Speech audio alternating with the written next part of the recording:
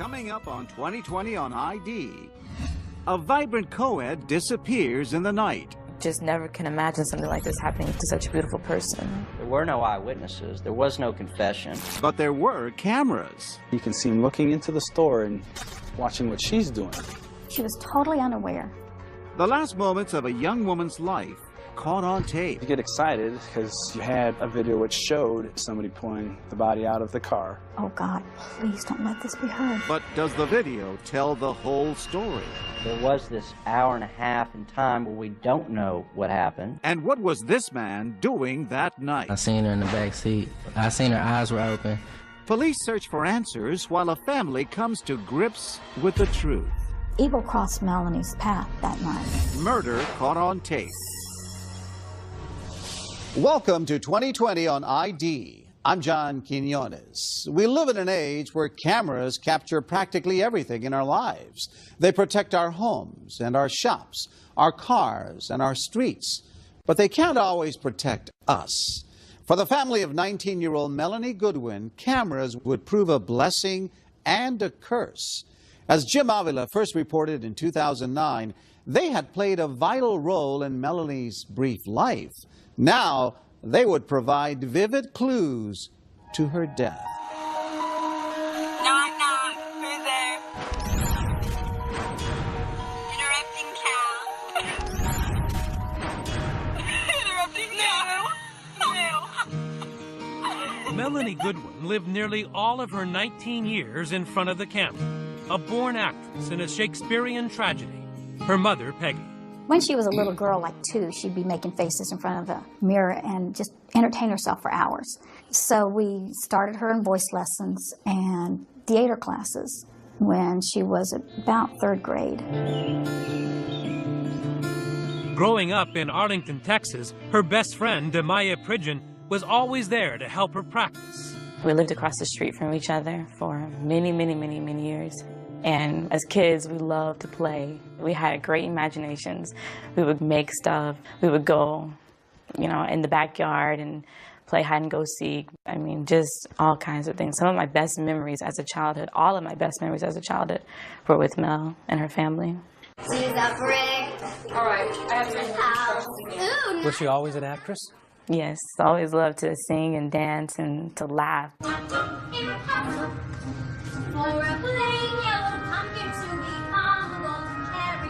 And her father, Glenn, never missed a performance. What was your favorite? I've got to say it was Cinderella. She was just the most beautiful godmother you could ever imagine. With a crown on and her scepter. And you could just hear the audience gasp, like, whoa. And I'm sitting there thinking, whoa, that's mine. And Melanie's fairy tale was not just on stage. She was living one, a communications major at the University of North Texas, where she met boyfriend Ollie Valencia, with leading man looks and a heart to match. How would you describe your relationship with her? Almost like a modern-day fairy tale, in my eyes. We were just two fools in love who were best friends and couldn't get enough of each other. So you thought this may be the woman for you, forever? I knew this was the woman for me. Melanie's deeply religious family was close. An older sister and brother who adored her.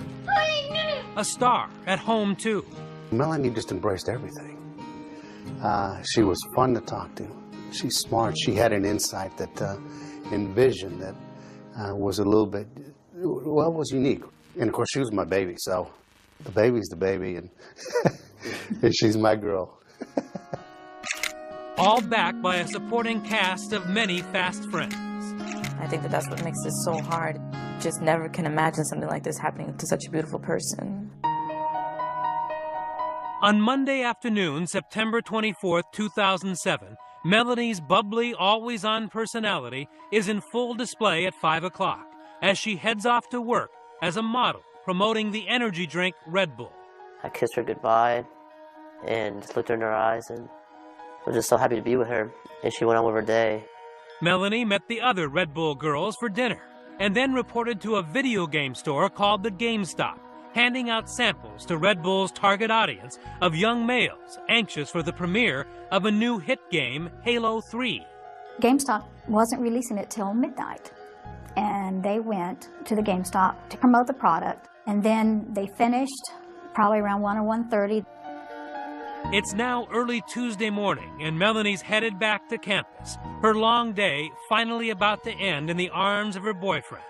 But first, as is her habit, she checks in with him by phone. I was in bed when she had called me, and I was like, yeah, babe, I'm gonna leave the door open, just come up. Ollie had one small request. He will spend the rest of his life wishing he'd never made. I asked her to stop. She was gonna bring me home chocolate milk and some Cheetos. And I woke up 2 hours later, and, she wasn't home.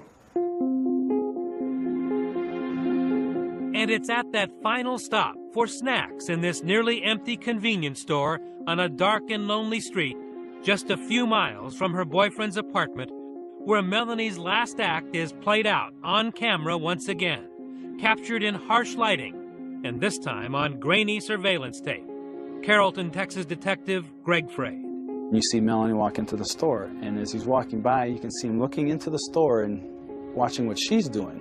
And probably 30 or 40 seconds later, she comes up to the counter, and she's talking to Ali, saying, I'm on my way home, and you see him walking up behind her.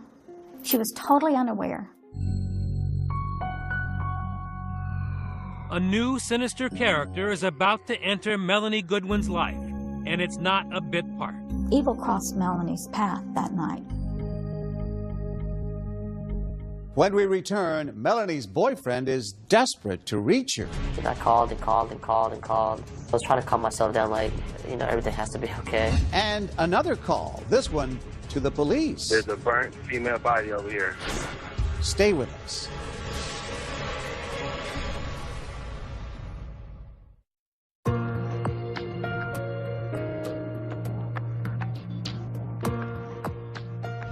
It was after 1 in the morning when vibrant college student Melanie Goodwin stopped at a convenience store. She planned to pick up some snacks for her boyfriend and then meet him back at his place.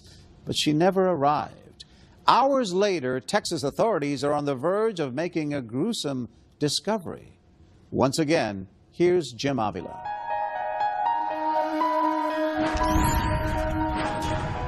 The morning shift at Transtech Software is arriving early on Tuesday, September 25th, 2007, greeted by the unthinkable. Carrollton 911, address of your emergency. There's a burnt female body over here. A real mystery for police, a sensation for Dallas TV News. Her badly burned body was discovered in a field in Carrollton. The call is a burnt body in a ditch, and the body is charred beyond recognition. At 11 a.m., Carrollton, Texas Police Detective Greg Frade is the first investigator on scene. We were afraid that might be a serial killing. Just the way that the body was laid out in the ditch, it almost looked like it was posed with her legs facing the parking lot and knees kind of up. And you can only tell that it's a female by her hair and by the French fingernail tips that she's had done.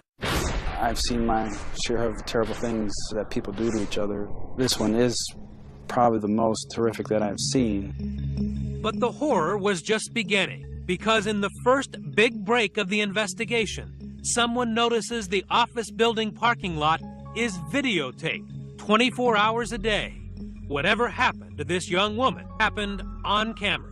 You get excited because you had a video which showed at early morning hour a vehicle pulling up and somebody pulling the body out of the car, down to the ditch, back up to the car, to get something out of the car, back down to where the body was, and you see a horrific of light which flame in the body burn. Person comes up, jumps in the car. Just that quickly, within an hour of finding the unidentified body, the detectives know how their victim got in such terrible condition. And key to finding her identity, the tape also reveals the type of car used to dispose of her. A red Saturn. I now have a vehicle I can look for. There's an image which looks like a male. I've got a little bit of clothing that I can see from the video. You can see a white shirt, you can see half pants, and now you have hope that we can get a running start on something that we had nothing just a few moments ago. While all this drama and mystery is going on there, At the same time, in a suburb close by, Melanie Goodwin's boyfriend, Ollie Valencia, is waking up in a panic. Melanie didn't come over as promised during the night. I called and called and called and called. I was trying to calm myself down, like, everything has to be okay. She's missing. Let's find her. Ollie hopes for an innocent explanation and makes no call to police. So detectives are working their newfound mystery in a vacuum. They had no missing persons report, nothing that could help them put a name to their badly burned Jane Doe. You go back to who that person could be. The first is the usual suspects, like a homeless person, prostitute, someone who's into criminal activity, and you try and build it from there. I'm code 6 at Moorchild. But then a second break when investigators discover the grunt work of routine patrol. The night Melanie disappeared, a beat cop had noticed something out of place. Officer Otis Q had found a suspicious vehicle not far from the scene. It was a red Saturn, parked oddly alone in a corner of an apartment complex. I walked up to it, and one of the first things I noticed that really kind of threw a curveball at me was I kind of detected the odor of gasoline coming from the inside of the vehicle, and there was a gas can sitting on the driver's seat. He didn't know it at the time, but Officer Q's curiosity had developed a huge lead. Authorities now have the license number and description of a red Saturn, seen with a gas can in it. A red flag that points Detective Fraid and his colleagues to the owner of the car in the video, and more importantly, to an address. Running the plate, I came back to the Goodwins out of Arlington, so we decided we need to go over there. That's where our suspect was. Because the car is registered to the father. Yes. And in your mindset at this point, you think this may be the bad guy. Correct. We're under the assumption that it is our suspect. So when you knock on the door, what are you prepared for at that point? To start interrogating my suspect. And Mrs. Goodwin answers the door, and I ask her, do you own a red Saturn? She says, yes, I do. It's my daughter's car. And at that moment, in my mind, I knew that I no longer was looking for my suspect, that I had to do a 180. I'm now looking at my victim. The body in the parking lot and Melanie Goodwin are now linked. It was a difficult visit. Detective Fraid had prepared himself for an arrest, not a death notification. I'm thinking, okay, she's missing. They found her car. She's missing. Then they asked about a ring she was wearing. And my mind's just working, and finally it just clicked. And I said, do you have a body? And Detective Fraid just put his head down and said yes. It's difficult for me to say that it's Melanie because the body is so badly burnt that I couldn't say for sure that that was her. And then they asked if I had a picture of her. And I went back to the bedroom, and I got a picture, and I got on my knees, and I said, oh God, please don't let this be her. Don't let something happen to her. It was a surprise gut blow to Melanie's mom. But Peggy Goodwin is a trained software programmer. And through her tears on her home PC, she actually gathers herself enough to help police close in on where her daughter may have been last seen alive. I went into this business mode trying to find my daughter, and it wasn't that I wasn't feeling anything or scared or upset or collapsing and crying, but I knew I had access to all the information they needed to find Melanie. She called Melanie's boyfriend at college to see when the last time he had spoken to her. I could tell she was worried by the way she was talking to me, saying, if I had seen Melanie, when was the last time I talked to Melanie? What do I know? Ollie tells Melanie's mom she had not shown up at his house as planned. And at 4 o'clock in the afternoon, Detective Fraid sends a fellow investigator to question the young man, who they approach as a possible suspect. Detectives have him take off his shirt to check for signs of a struggle. None. And his alibi that he was with roommates all night checks out. Plus, cell records show he was talking to Melanie by phone until she disappeared. Finally, as police interviewed him, he just did not fit the crime. He's the all-American boy, a former wrestler, does well in school, never been in trouble, doesn't have that profile. That helped us in clearing him rather quickly. But it takes a while for the stunned Ollie to realize Melanie is not just a missing person, and there was not an innocent explanation, as he had hoped, for her disappearance. I asked the officer, so is there a good chance we're going to find her? And that's when he was like, son, you know, she's passed away. And after that, it just, I was just taken out of this world. It was Ollie who led police to her last stop before disappearing. Feeling terrible about his innocent request for a post-midnight snack with his girlfriend, he pointed them to the convenience store where Melanie made her final call.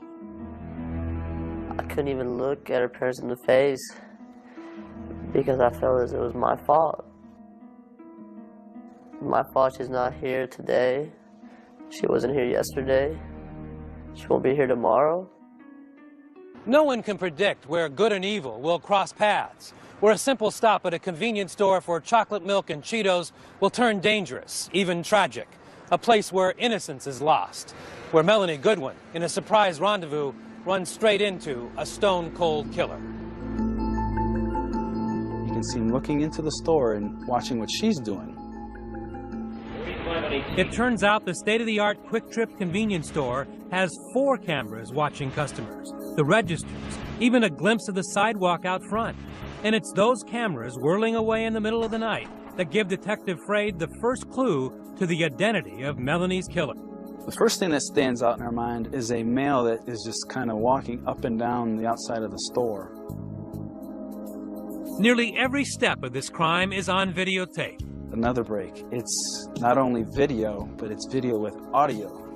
For an hour and a half early that September morning, way before Melanie stops by for a snack to take home to her boyfriend, this man hovers around the counter, even convincing the clerk to let him use the phone, trying to get his estranged girlfriend, other friends, anyone to give him a ride and a place to stay. Dallas County Prosecutor Andrea Hanley has watched this tape over and over again. He'll hang up the phone, he'll walk around, he'll pace back and forth, just flat out loitering. He's got no money to buy anything. He has no money to buy anything. I think, as a matter of fact, the clerk gave him a soda and a pastry. You know, because the guy had no money. He had nothing going on. He'd asked the clerk, hey, can I sleep here? And he said, you can't sleep at this store. And by the way, buddy, you might not want to hang around here anymore. He's outside the store when Melanie, dressed in a skirt and top, comes in. She heads right over to the snack aisle for the Cheetos her boyfriend Allie had wanted, and then the dairy case for the chocolate milk. The clerk is busy, but remembers Melanie had gone back to the restroom, and that's when she meets the loiterer, about her age, but desperate, out of options, and turning to a fellow 19-year-old for help. And he remembers as best he can that the defendant was, in fact, asking her for a ride. And you can very faintly hear it on the videotape. You can hear him say certain things like, my truck broke down, or I would walk but these shoes aren't good, and it's just a quarter of a mile, it's just up to McKinney Avenue. And you hear her saying, she wasn't a naive girl, you know, and she knew that that's not the thing to do. Melanie then walks away, and the vagrant walks out of the store. She then heads for the checkout and gets on her cell phone for the final time to tell Ollie she is on the way home. What were you talking about? She was just telling me how hot she was looking because she had just tanned. And you told her you'd leave the door open for her? Oh, yes, sir. That came later. Yes, sir. Back at the store, Melanie finishes paying at the counter, walks out the door, and heads to her car, Cheetos and chocolate milk in hand. And that's when you see the defendant loop around. And is there any videotape outside the store? Do you see them? No. That's the mystery. There are certain angles where you can see what looks to be the headlights of her car backing out to leave the store, but we don't know exactly what happened out there. Police quickly discover from phone records at the Quick Trip who the loiterer had been calling on the phone. And within 24 hours of finding the body, they finally had a name to go with the face on the tape. Police issue an arrest warrant for this man, Ernesto Reyes, in the murder of UNT student Melanie Goodwin. A search warrant is issued and police began looking for their suspect, Ernesto Reyes, already knowing he has no place to hide. He's been kicked out of his house. His longtime girlfriend, who stood by him through all his failures and excuse making, has finally said, look, I'm fed up with it. You know, I'm through with you also. With police closing in, Ernesto Reyes flees to Mexico, where he's picked up by U.S. Marshals 2 weeks later. Everybody was euphoric and called us all excited. You hear, they got him, they got him. And we were relieved they got him, but our euphoria was very short-lived. We still don't have our baby girl.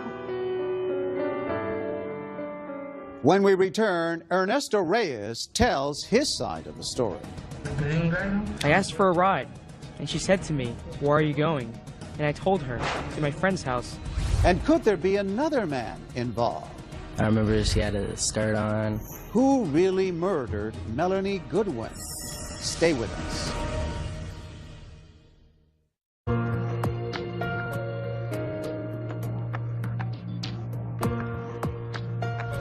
The body of college co-ed Melanie Goodwin has been identified, and with several quick breaks, police believe they have apprehended her killer.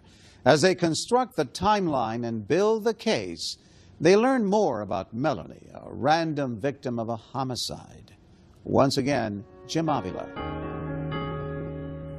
University of North Texas communications major Melanie Goodwin came from a religious family, and she wore her faith, if not on her sleeve, on the bumper of her 2002 red Saturn. There was a decal on the back that had Melanie's name, and then her license plate bracket, that said "Angels are watching over me." And in fact, key moments of Melanie's abduction and murder were left on tape for police to track. There were things that were placed in front of us that we never thought we would see. Things were just falling in line. God was with me on this one. The police had Ernesto Reyes on videotape at 2 in the morning, stalking and following Melanie at the convenience store. They also found tapes of Reyes an hour later, attempting to buy gasoline at a closed Chevron station. He can be seen noticing something on his shirt. The prosecutor says it's blood. So he takes it off, turning his shirt inside out to hide the stain. And then another tape, moments later. Ernesto Reyes is seen again at a nearby 7-Eleven, where he successfully buys $1.76 of gasoline, casually filling up his can outside while asking a stranger to borrow his cell phone. He used the phone, told me, "God bless you, have a good evening," and he calmly walked away. As nonchalant as can be. Cold-blooded. Cold-blooded. All right. And finally, the videotape that shows Reyes dragging Melanie's body to be burned. All this evidence seemed overwhelming. But when it came to trial, a year and a half after Melanie Goodwin was brutally murdered, Ernesto Reyes' defense attorneys were quick to point out there were 90 key minutes not recorded between the time Ernesto followed her out of the store and when he is shown blowing her up, when perhaps those angels who were watching over Melanie blinked. There were no eyewitnesses. There was no confession. There was this hour and a half in time where we don't know what happened. Veteran Dallas lawyers Danny Clancy and Brett Martin knew they had a difficult task in creating reasonable doubt for the jury.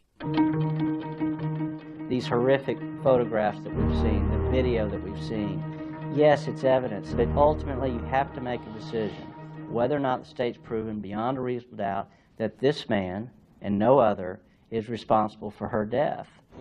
And those 90 minutes that were not on tape gave Ernesto Reyes just enough room to tell his version of what happened to Melanie to a Spanish-language television network. No, I'm not a killer.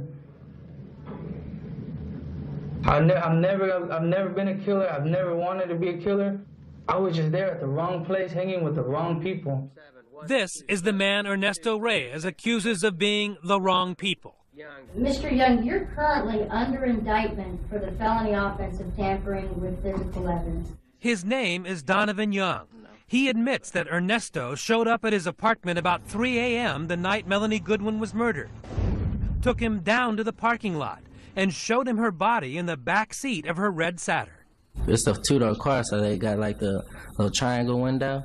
I looked through there, and that's when I seen her in the back seat. Do you remember anything about her undergarments, her underwear? I remember she had a skirt on. I'm not sure what top or anything like that. I think her underwear were slightly pulled down. And were you able to see anything about her face?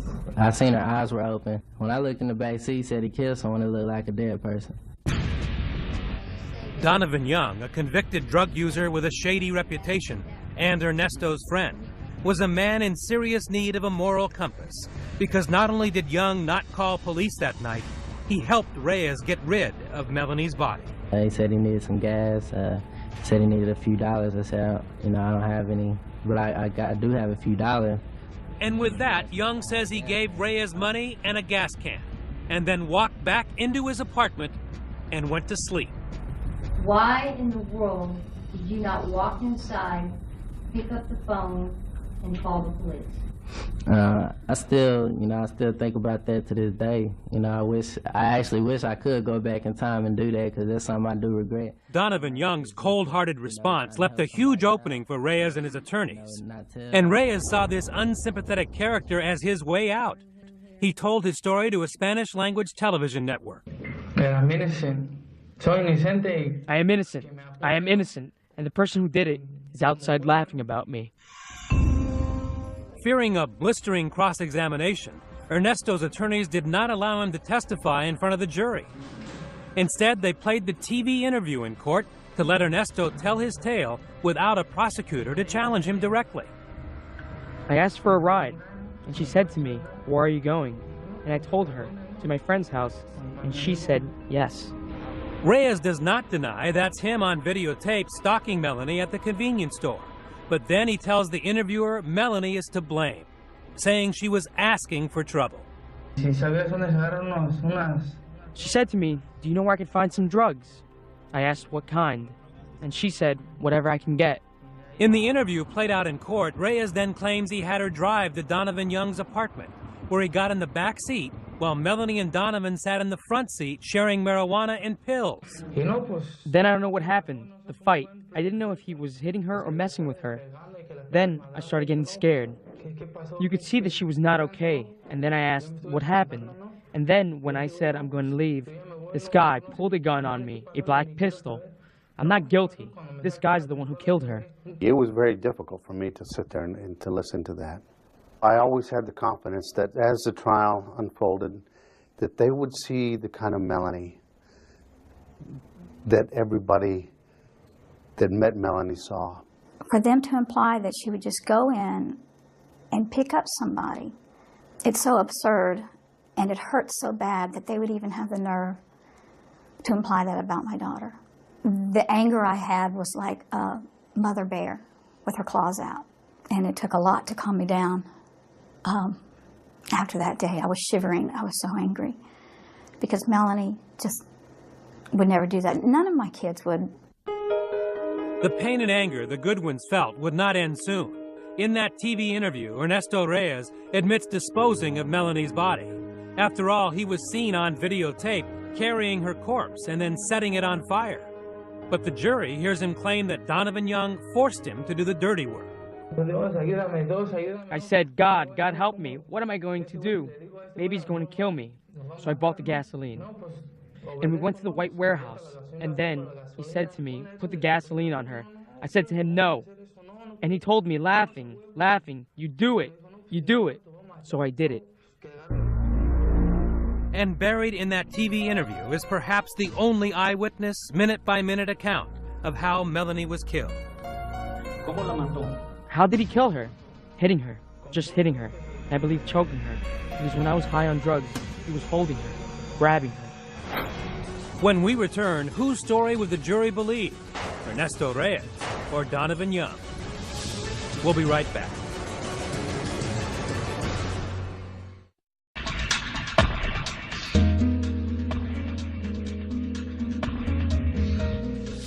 Beautiful and charismatic college student Melanie Goodwin has been killed, and one man, Ernesto Reyes, is on trial for her murder. But does the prosecution have enough to convict Reyes? They're about to reveal one more piece of evidence. Once again, Jim Avila.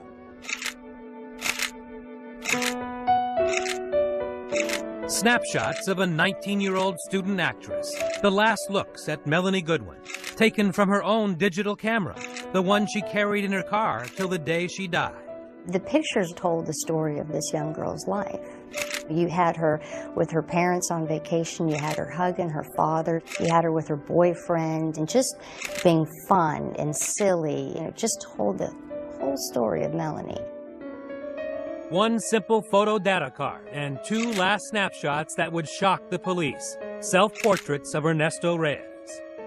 He takes his own picture with Melanie's camera, and how would you explain that you're not involved if you're on 4 pieces of video? It's hard to refute what you see. And on that quick trip, what you hear.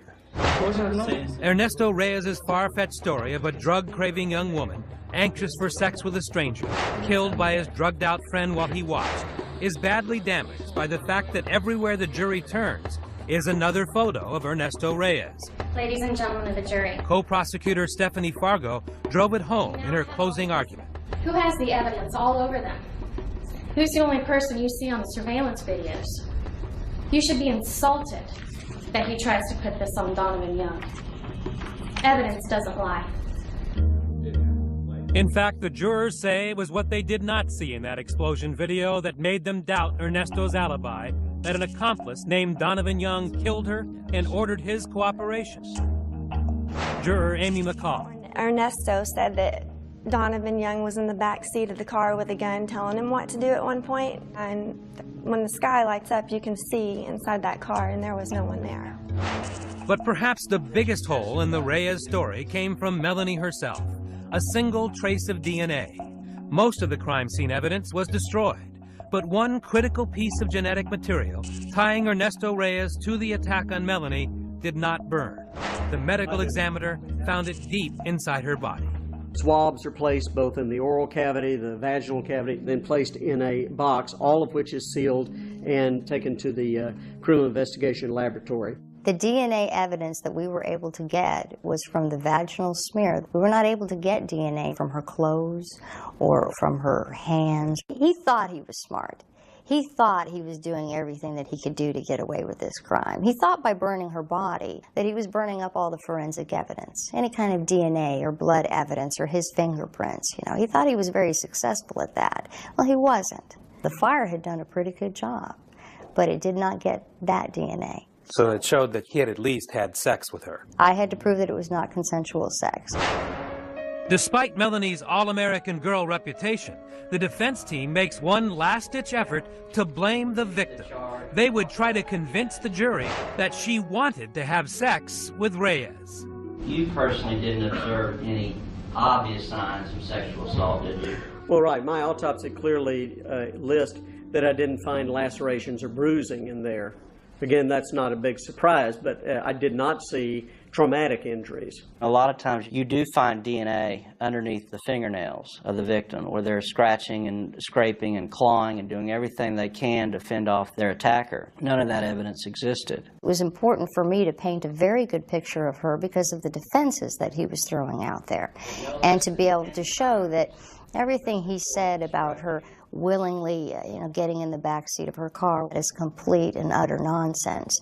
Not her. Maybe somebody. Not Melanie Goodwin. Swear to tell the truth, the whole truth, and nothing but the To truth. paint that picture, the prosecution called Melanie's mother, Peggy Goodwin. If you were to hear, Mrs. Goodwin, that your daughter picked a stranger up at a convenience store at 1:30 at night and asked him to smoke some marijuana with her and then hopped in the back seat of her car with this stranger to have sex, would that in any way conform to the character or the identity of the girl that was your daughter? Absolutely not. We had gone over multiple times.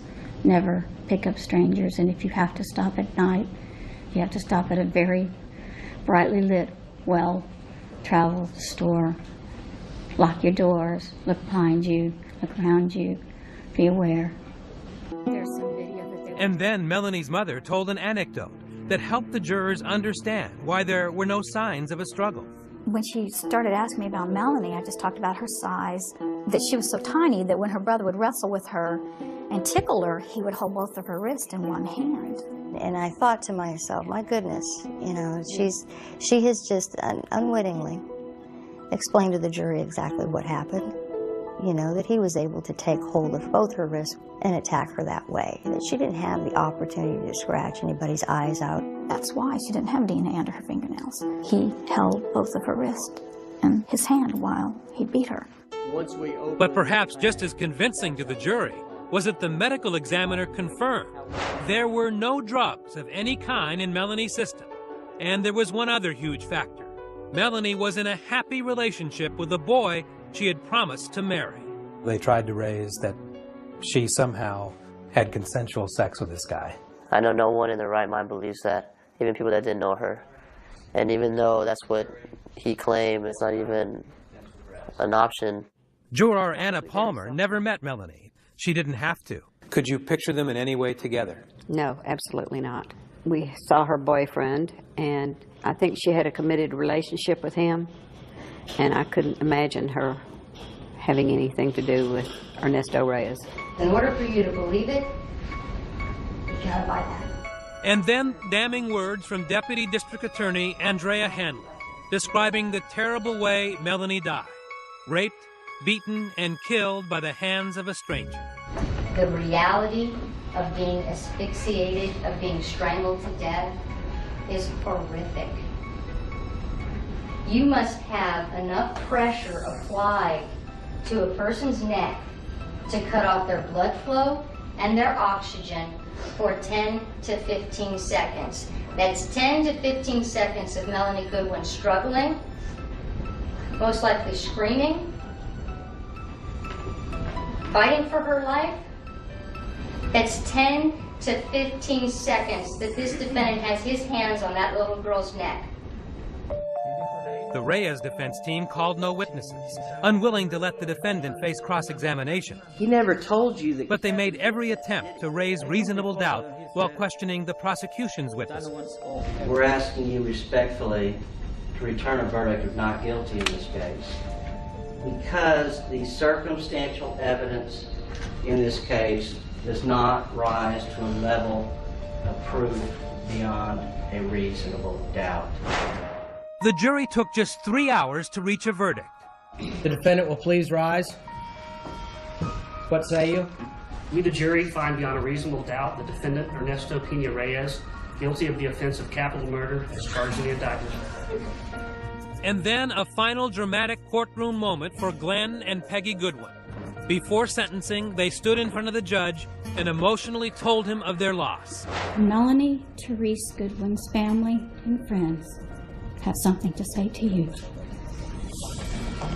Look up at the video, Mr. Reyes. She then showed the judge a videotape of the daughter she lost. Knock, knock. Who's there? Interrupting Cal. Interrupting Cal.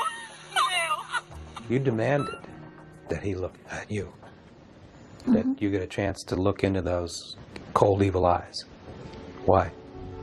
Because he was going to hear what he did, and he was going to look me in the eye, and he was going to feel it, and he was going to look at her video, because he needed to know who Melanie was and what he did and how worthless he was. Did it work? Did he look up? He looked at the video and he looked at me, and then he started crying. When we come back, Peggy Goodwin offers a surprising gesture. I guess my heart just reached out to her as a woman who had realized her son was this monster. Stay with us.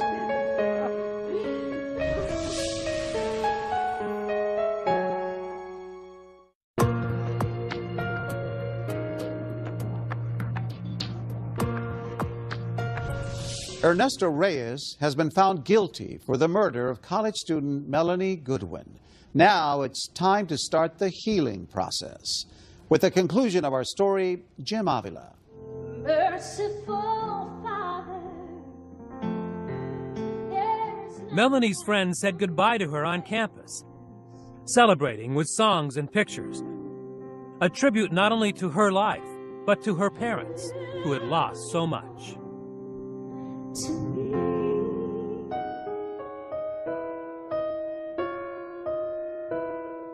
She's just in your mind 24/7.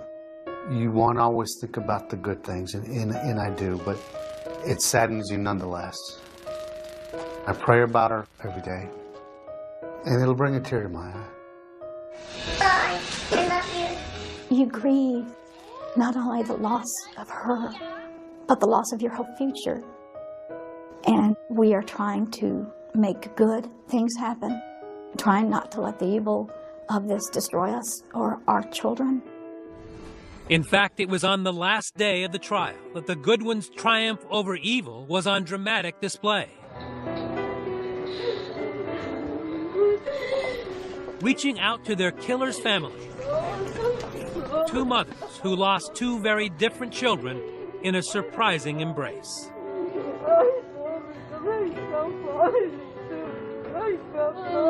You found in your heart some way to connect with his mother. I noticed when they showed the fire video that she was crying in the distance, and I thought she finally realized she's been lied to. She sees the evidence and she knows. So I guess my heart just reached out to her as a woman who had realized her son was this monster. I'm sorry. And so we just walked over to him and we just hugged each other, and she kept saying she was sorry. And then Glenn spoke to her in Spanish. And I was just thanking her for feeling sorry for us. And then I told her that, you know, I was sorry for her situation as well. Even hardened police veterans like Detective Greg Fraid were moved by the grace of this rare scene. It was a very touching moment and another sign of how good the Goodwins are. They were named well. Goodwin is a good name for that family. They are very good people. Ernesto Reyes was sentenced to life in prison, but has never taken responsibility for Melanie's murder. Donovan Young was sentenced to 8 years for tampering with evidence. And young Ollie Valencia remains a friend of the family. It still hurts, and no matter what people tell me, I guess only time could heal, if ever. She was so precious, and it's not a job to take her, it's an honor. The fact that I was her boyfriend, protect her, and then just to have her taken away, you feel guilty because you weren't there. I wasn't able to do my job. We will never meet again. And Melanie Goodwin's family started a scholarship fund for young actors in their daughter's name, hoping to keep her memory alive. In 19 years, she became an incredible young lady who touched a lot of people and made a very positive impact for a lot of people. We'll never know how big that impact would have grown and what a difference she would have made if given the opportunity.